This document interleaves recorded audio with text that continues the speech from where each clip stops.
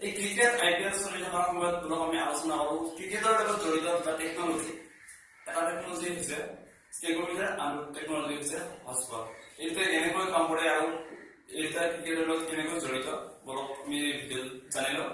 ভিডিঅটো ষ্টাৰ্ট কৰো। ভিডিঅটো প্ৰথম আমরা শেষলৈকে চাব, নিশ্চয় বুজি পাব।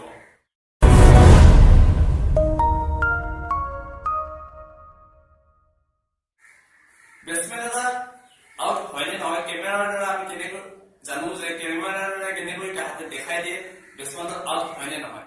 প্ৰথমতে আহিছো হটস্পট। হটস্পটে কেনেকৈ কাম কৰে। হটস্পট হৈছে দুটা কেমেৰা। এই কেমেৰাৰ এটা ব্লেক এণ্ড হোৱাইটত দেখা পোৱা যায়।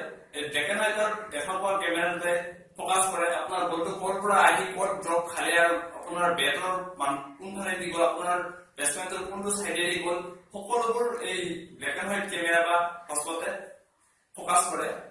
আৰু কিপাৰে ক'ৰলৈকে ধৰিলে আৰু বলটো কিমান দূৰৰ পৰা আহি ক'ত কেনেকৈ পৰিল সেইটো একেবাৰে হাতে ফকাস কৰাৰ কাম হৈছে হটস্পটৰ।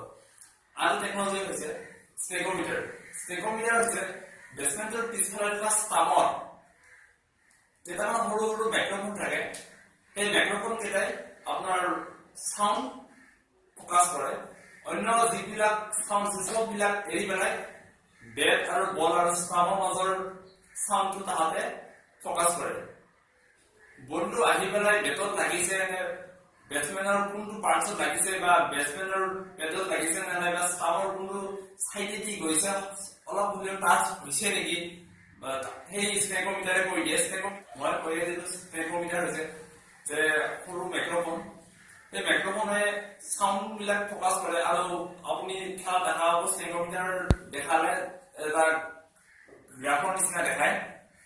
সেইটোৱে হৈছে ষ্টেগোমিটাৰ, য'ত সাউণ্ডটো বাঢ়িছে নে বঢ়া নাই, টাচ হৈছে নে হোৱা নাই বেটৰ পাৰ্টছত, সেইবিলাক ষ্টেগোমিটাৰে কাম কৰে। এতিয়া বুজি পালে ষ্টেগোমিটাৰৰ হটস্পটে কেনেকৈ ক্ৰিকেটৰ লগত জড়িত আৰু ক্ৰিকেটত তাহাঁতৰ একদম মেইন ইম্পৰ্টেণ্ট ষ্টেগোমিটাৰ আৰু হটস্পট। যদি ভিডিঅ'টো ভাল লাগিছে তেতিয়াহ'লে লাইক কৰিব, কমেণ্ট কৰিব আৰু ছাবস্ক্ৰাইব কৰিব নাপাহৰিব।